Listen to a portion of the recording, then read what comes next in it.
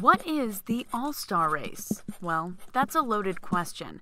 To answer it, we need to go back to when the All-Star Race wasn't the All-Star Race. Back in 1985, the Winston premiered at Charlotte Motor Speedway. Without All-Star in the name, the media had to call it the Winston.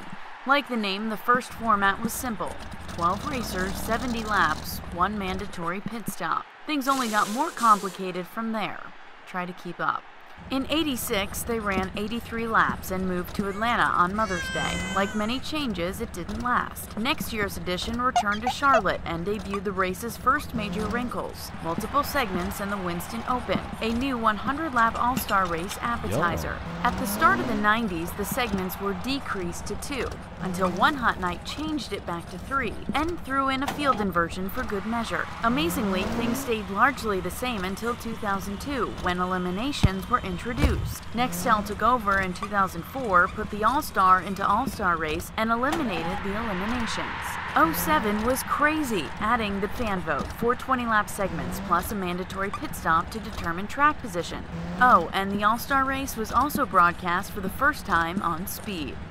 Sprint then took over sponsorship and added a touch of class by putting Roman numerals in the name. The 25th anniversary race brought the 50-lap first segment back, while the following year made the mandatory pit stop before tire stops. Whew.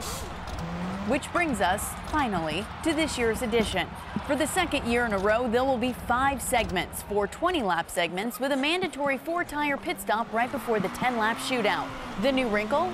The starting lineup into pit road will be based on the average finish of the first 4 segments, with the drivers' finishing positions in the 4th segment serving as the tiebreaker. Then the $1 million chase is on. Oh, and by the way, if any driver wins every segment, they get an extra cool million. While the name and almost everything else has changed over the years, the racing hasn't. It's still the best drivers in NASCAR racing for guts, glory, and a ton of money. And you can see it all May 18th, only on Speed.